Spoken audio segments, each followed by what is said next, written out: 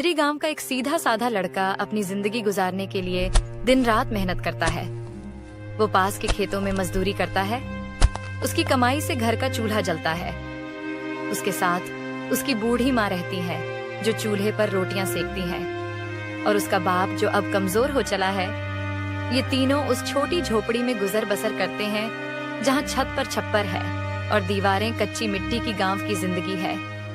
यह सादगी भरी पर गर्मी का कहर और मेहनत से भरी।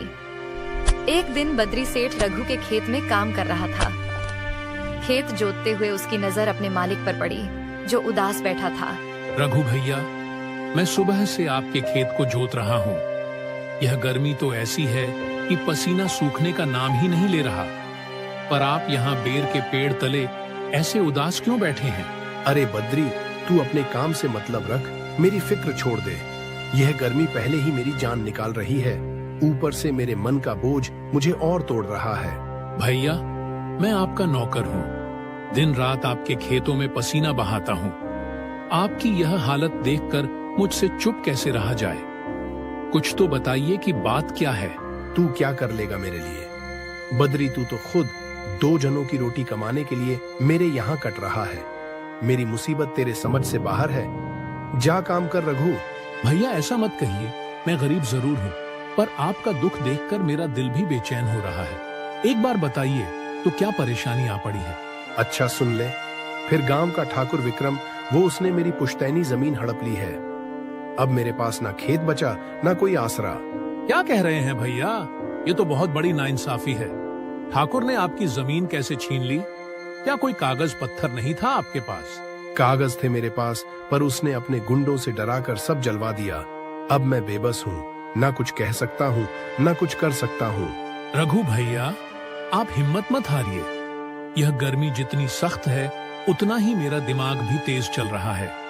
मेरे पास एक तरकीब है आपके लिए। कैसी तरकीब बद्री? तू क्या करेगा ठाकुर जैसे बड़े जमींदार के सामने? वो तो तुझे एक झटके में कुचल देगा। फिर क्या होगा? भैया, आप बस मुझ पर भरोसा रखिए। मैं ठाकुर की चाल को उसी के खिलाफ इस्तेमाल करूंगा। यह गर्मी भी मेरे काम आएगी, देखते जाइए। बद्री ने यह कहकर सिर झुका लिया। उसकी आंखों में चिंता थी, पर चेहरे पर हल्की उम्मीद की चमक भी थी। रघु चुपचाप उसे देखता रहा। गर्मी की तपिश में खेत सूना पड़ा था। अगले दिन सूरज और तेज हो चला था। बद्री ठाकुर विक्रम के बड़े खेत की ओर चला। उसके पास पहुंचा। ठाकुर साहब, मुझे आपके यहाँ काम चाहिए। इस गर्मी में भी मैं मेहनत कर लूंगा, बस एक मौका दे दीजिए। हमारे यहाँ कोई काम नहीं है बद्री। तू यहाँ से जा। इस तपती धूप में तुझे देखकर लगता है तू 2 घंटे भी नहीं टिकेगा।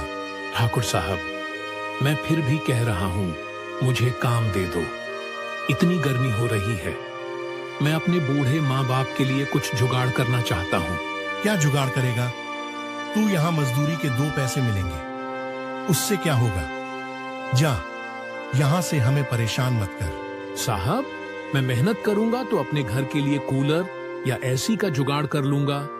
मेरे माँ बाप इस गर्मी में तड़प रहे हैं, कुछ तो रहम करो।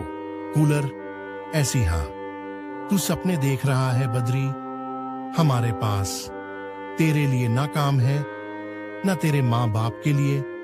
रहम अब चलता बन। ठाकुर साहब, सेठ रघु आपके बारे में सही कह रहे थे। मैंने सोचा था शायद वो गलत होंगे। रुक, तूने रघु का नाम लिया।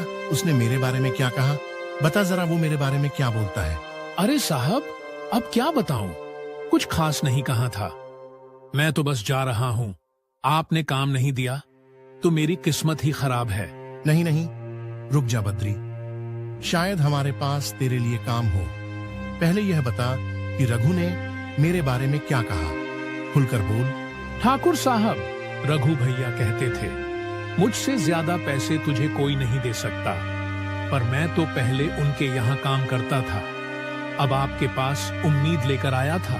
ठीक है बद्री, तूने रघु की बात कही। अब कल से काम पर समय से आ जाना देखते हैं तू कितना टिकता है। रघु ने अपनी मीठी बोली से सेठ को मना लिया था। अगले दिन बद्री ठाकुर के खेत में काम कर रहा था। खोदते हुए उसे एक कंकाल मिला। उसने पुलिस को बुलाया। ये क्या माजरा है? यहाँ बद्री, तूने हमें इतनी जल्दी क्यों बुलाया? इस खेत में क्या हुआ, सब कुछ साफ साफ बता दें। साहब, मैं सुबह से यहाँ खोद रहा था, तभी मेरी कुदाल से यह कंकाल निकला। पुराना लगता है, आप लोग देख लीजिए, ये किसका हो सकता है? ठाकुर, ये खेत तो तेरा है ना, ये कंकाल यहाँ कैसे आया, ये किसका है? कुछ तो बता, हमें सच चाहिए। मुझे क्या पता साहब, ये कोई पुरानी हड्डियां होंगी। इस खेत में तो बहुत लोग काम करते हैं, मुझे इसके बारे में कुछ नहीं मालूम। ठाकुर, तू गांव का ताकतवर आदमी है, यह बात तो सब जानते हैं, पर यह मामला गंभीर है। कुछ तो बताओ कि यह यहाँ कैसे दफन हुआ। अरे साहब, मैं बार बार कह रहा हूँ, मुझे कुछ नहीं पता। यह मेरे खेत में हो सकता है, पर मैंने कुछ नहीं किया। आप लोग यहाँ से चले जाइए। ठीक है ठाकुर, हमारे पास अभी कोई पक्का सबूत नहीं है, हम अभी के लिए जाते हैं, पर यह मामला यहाँ खत्म नहीं हुआ, समझ ले। बद्री, तूने यह सब क्यों कर डाला? मैंने तुझे काम पर रखा था कि तू मेरे लिए मेहनत करेगा, और तू पुलिस को ले आया। अब यहाँ से निकल जा, तेरा काम खत्म। पुलिस चली गई। ठाकुर ने गुस्से में बद्री को काम से निकाल दिया। ठाकुर के खेत से निकाले जाने के बाद बद्री रघु के पास पहुंचा। दोनों एक पेड़ के नीचे बैठे। भैया, क्या आपको कुछ भी पता है कि वो कंकाल किसका हो सकता है? क्या इस जमीन से जुड़ा कोई पुराना इतिहास है जो हमें अभी तक नहीं मालूम? मुझे लगता है कुछ बड्ढा छुपा हुआ है। बद्री, तू यह सवाल अचानक क्यों पूछ रहा है? मुझे तो ज्यादा कुछ नहीं पता, लेकिन मेरे बाप ने एक बार बताया था कि इस जमीन को लेकर हमारे परिवार के साथ कुछ पुरानी बातें जुड़ी हुई हैं। कैसी पुरानी बातें? भैया, आप थोड़ा साफ साफ बताइए ना। वो कंकाल ठाकुर के खेला है, जरूर इसके पीछे कोई बड़ा राज दफन है जो हमें जानना चाहिए। देख बद्री, मैंने अपने बाप से सुना था कि बहुत साल पहले इस जमीन को लेकर हमारे और ठाकुर के परिवार में एक बड़ा झगड़ा हुआ था। शायद उसमें किसी की जान भी चली गई थी, पर ठीक ठीक मुझे कुछ याद नहीं। तो क्या आपको लगता है कि वो कंकाल उस पुराने झगड़े से जुड़ा हो सकता है भैया? अगर ऐसा है तो हमें इसकी जांच करनी चाहिए। यह हमारी जमीन वापस दिलाने में मदद कर सकता है। तू क्या करने की सोच रहा है बद्री ठाकुर? पहले ही तुझसे गुस्सा है, अब अगर तू इस कंकाल की बात और खोदेगा तो वो हमें और ज्यादा परेशान करेगा। उसका गुस्सा तुझे नहीं दिखता क्या? भैया, डरने से अब कुछ हासिल नहीं होगा। अगर वो कंकाल हमारी जमीन और हमारे हक से जुड़ा है तो यह हमारा मौका है।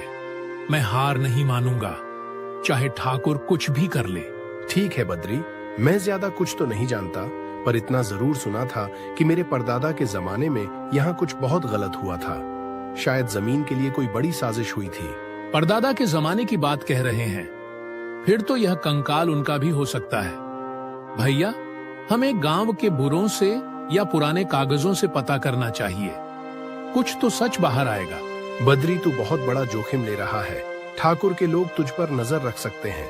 उसका परिवार गांव में बहुत ताकतवर है। फिर भी अगर तू कहता है तो कोशिश कर, पर अपनी जान का ख्याल रखना। चिंता मत करो भैया, मैं सच को ढूंढ निकालूंगा। ये गर्मी मेरे लिए सजा नहीं, हथियार है। मैं ठाकुर को उसकी सही औकात दिखा दूंगा। बस आप मेरे साथ रहना। बद्री ने रघु से बात की। दोनों ने आगे की योजना बनाने का फैसला किया। बद्री गांव के वृद्धों से बात करने और मंदिर के पुराने रिकॉर्ड्स की जांच के लिए निकला। वह एक बूढ़े के पास पहुंचा। बाबा, मैं आपसे कुछ पूछना चाहता हूँ। ठाकुर के खेत में जो कंकाल मिला, क्या आपको उस जमीन का पुराना इतिहास पता है? कुछ बताइए ना। बद्री, वो जमीन तो रघु के परदादा की थी, पर ठाकुर के दादा ने उसे धोखा देकर छीन ली थी। कहते हैं रघु के परदादा ने आत्महत्या कर ली थी, पर कुछ लोग कहते हैं कि उन्हें मार दिया गया था। क्या कह रहे हैं बाबा? मतलब वो कंकाल रघु भैया के परदादा का हो सकता है? फिर ठाकुर के दादा ने ऐसा क्यों किया होगा? हाँ बेटा, ऐसा हो सकता है। उस जमाने में ठाकुर का परिवार बहुत ताकतवर था। शायद उन्होंने रघु के परदादा को हटाने के लिए ऐसा किया हो। तो बाबा, क्या कोई सबूत मिल सकता है? अगर यह सच है तो रघु भैया का हक उस जमीन पर और पक्का हो जाएगा। सबूत मुश्किल है। बद्री, मंदिर में कुछ कागज हो सकते हैं, पर ठाकुर का परिवार अभी भी गांव पर हुकूमत करता है। सावधान रहना। चिंता मत करो बाबा, मैं सच ढूंढ निकालूंगा और रघु भैया को उनका हक दिलाऊंगा। बद्री ने वृद्ध से बात की।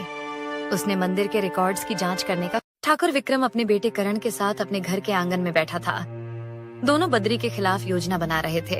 करण, यह बद्री अब हमारे रास्ते का कांटा बन रहा है। पहले इसने खेत में कंकाल निकालकर पुलिस को बुलाया, अब यह हमारी जमीन के पीछे पड़ रहा है। इसे किसी भी कीमत पर रोकना होगा। बापू, आप बिल्कुल ठीक कह रहे हैं। ये बद्री अब हद से ज्यादा आगे बढ़ रहा है। पहले तो ये हमारे यहाँ काम करता था और अब हमारे खिलाफ साजिश कर रहा है। इसे सबक सिखाना जरूरी है। हाँ, पर हमें सीधे इस पर हाथ नहीं डालना चाहिए। पहले पता करो इसके माँ बाप किस टाइम क्या करते हैं। उनकी हर हरकत की खबर मुझे चाहिए। उनकी दिनचर्या का पूरा हिसाब लाओ। मतलब आप ये कह रहे हैं कि पहले इसके माँ बाप को निशाना बनाएं, उन्हें डराएं और परेशान करें, फिर यह बद्री अपने आप हमसे डरकर पीछे हट जाएगा। आपने बहुत सही सोचा है बापू। बिल्कुल, हमें उनसे निपटना होगा। पहले इन गरीबों को धमकाओ, इनके घर के आसपास डर का माहौल बनाओ, तभी इसे बद्री को अक्ल आएगी और यह हमारी जमीन की बात भूल जाएगा। ठीक है बापू, मैं आज ही अपने भरोसेमंद आदमियों को लगाता हूँ। वो बद्री के माँ बाप की हर छोटी बड़ी खबर लाएंगे। फिर हम देखते हैं कि ये बद्री कितना उछलता है हमारे सामने। हाँ करण, जल्दी करो, यह हमारे लिए सुनहरा मौका है। बद्री को ऐसा सबक सिखाओ कि यह हमारी ताकत समझे, वरना यह हमारी सारी जमीन छीन लेगा और हम बर्बाद हो जाएंगे। ठाकुर और करण ने साजिश रची। करण अपने आदमियों को बद्री के माँ बाप पर नजर रखने भेजने के लिए तैयार हुआ। बद्री के माता पिता गांव के बाजार से लौट रहे थे। रास्ते में ठाकुर के आदमियों ने उन्हें रोका। ठाकुर के आदमी ने उन्हें रोककर उन्हें धमकाया और कहा कि वह यहाँ से निकल जाए, नहीं तो उनके साथ बुरा होगा, और अपने बेटे को समझा ले, नहीं तो उसका हम गांव में रहना मुश्किल कर देंगे। ये सब बात सुनकर बूढ़े माता पिता बहुत उदास हो जाते हैं और अपने बेटे को समझने की कहकर वहाँ से घर आ जाते हैं। बेटा बद्री, आज जब हम बाजार से लौट रहे थे, ठाकुर के आदमियों ने हमें रास्ते में रोक लिया। हमें बहुत डराया और धमकाया, कहा कि तू उनकी दुश्मनी कर रहा है, अब तू यह सब बंद कर दे। हम गरीब लोग हैं, उनकी ताकत के सामने हमारा क्या बसेरा है। बाबूजी, यह आप क्या कह रहे हो?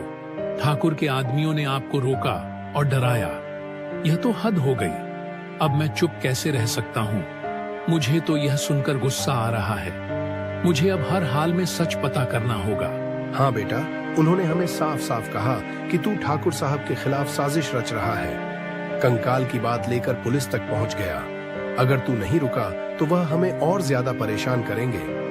तू हमारी खातिर यह जिद छोड़ ना दे। नहीं बाबूजी, मैं उनकी इन धमकियों से डरने वाला नहीं हूँ। ठाकुर हमें अपने पैरों तले कुचलना चाहता है, लेकिन मैं उसे यह मौका नहीं दूंगा। मैं उसकी हर चाल को नाकाम कर दूंगा, यह मेरा वादा है। बेटा, हम बूढ़े हो गए हैं, यह गर्मी हमें पहले ही सता रही है, ऊपर से यह डर हमसे बर्दाश्त नहीं होता। तू हमारी बात मान ले, ठाकुर से उलझना छोड़ दे, हमारा चैन मत छीन। हम बस शांति से जीना चाहते हैं। बाबूजी, आप चिंता मत करो, मैं सब संभाल लूंगा। उन्होंने आपके साथ ऐसा किया, अब देखो मैं इसके साथ क्या करता हूँ। ठाकुर को उसकी सही जगह दिखाने का वक्त आ गया है। मैं उसे सबक सिखाऊंगा। बेटा, तू मेरी बात नहीं समझ रहा। ठाकुर बहुत ताकतवर है, उसके पास लोग हैं, पैसा है, हमारी जान खतरे में पारश जाएगी। तू अपनी यह जिद छोड़ दे, हम तेरे लिए डर रहे हैं। कुछ हो गया तो हम कहाँ जाएंगे? बद्री के पिता ने उसे समझाया। बद्री नहीं माना और ठाकुर के खिलाफ जाने का फैसला किया। बद्री मंदिर के पुराने संदूक से सबूत लेकर पुलिस स्टेशन पहुंचा। उसने पुलिस को सब कुछ बताया। साहब, मैंने मंदिर के पुराने संदूक से कुछ कागज निकाले हैं। ये देखिए, पहले के जमाने की एक केस फाइल है जिसमें रघु भैया की जमीन का मुकदमा चल रहा था, और यह सबूत दिखाते हैं कि सच क्या है। बद्री, ये तू क्या लेकर आया है? हमें पूरा बताओ, ये कागज क्या कहते हैं और इस जमीन का पुराना मामला क्या था? हमें सारी बात समझाओ ताकि हम कुछ कर सकें। साहब, इन कागजों में लिखा है कि यह जमीन रघु भैया की पुश्तों की थी। उन्होंने मुकदमा लड़ा और जीत लिया था, लेकिन ठाकुर की पुरानी पीढ़ियों ने धोखे से इसे हड़प लिया। यह सच अब सामने आ गया है। हम यह तो बड़ी बात है। यह फाइल कहती है कि रघु के परिवार ने मुकदमा जीता था, फिर ठाकुर के लोगों ने इसे कैसे छीन लिया, और यह केस अब बंद क्यों हो गया? हमें और समझाओ। साहब, ठाकुर की ताकत के आगे सब चुप हो गए थे। उस वक्त उनके पास पैसा और लोग थे, इसलिए यह केस बंद हो गया। लेकिन अब यह सबूत हमारे पास है और रघु भैया का हक बनता है इस जमीन पर। ठीक है बद्री, हम इन कागजों को अच्छे से पढ़ते हैं। अगर यह सच है कि रघु के परिवार ने मुकदमा जीता था, तो अब इस जमीन को ठाकुर से वापस लेकर रघु को देना हमारा काम है। हम अभी फैसला करते हैं। साहब, आप जल्दी करिए। ठाकुर ने मेरे माँ बाप को डराया, मेरे साथ धोखा किया। अब यह सबूत देखकर उसकी सारी साजिश नाकाम हो जाएगी। रघु भैया को उसका हक मिलना चाहिए। पुलिस ने सबूत पर है। उन्होंने जमीन रघु को वापस दिलाने का फैसला किया। बद्री पुलिस और रघु को लेकर ठाकुर की जमीन पर पहुंचा। पुलिस ने ठाकुर से बात शुरू की। ठाकुर, हम यहाँ बद्री और रघु के साथ आए हैं। हमारे पास पक्के सबूत हैं कि यह जमीन रघु की पुश्तों की है। अब इसे वापस करना होगा, कोई बहाना नहीं चलेगा। साहब, ये क्या कह रहे हो? ये जमीन तो मेरी है, मेरे बाप दादा की मेहनत है। तुम्हारे पास कौन से सबूत हैं? मुझे कुछ नहीं पता इस बारे में। ठाकुर साहब, झूठ मत बोलो। मैंने मंदिर के पुराने कागज निकाले हैं। उनमें साफ लिखा है कि रघु भैया के परिवार ने मुकदमा जीता था। तुमने इसे धोखे से हड़प लिया था। साहब, एक बार मेरी बात सुन लो। मैं तुम्हें अच्छे पैसे दे सकता हूँ। यह मामला यहीं खत्म कर दो। ये सबूत वबूत भूल जाओ। मेरे लिए इतना कर दो। ठाकुर, रिश्वत की बात मत करो। मैं ऐसा आदमी नहीं हूँ जो कानून को बेच दे। यह जमीन रघु की है और आज ही उसे वापस दिलवाना मेरा फैसला है। पुलिस ने ठाकुर की रिश्वत ठुकरा दी और जमीन रघु को वापस दिलवा दी गई। ठाकुर हारा हुआ खड़ा रह गया।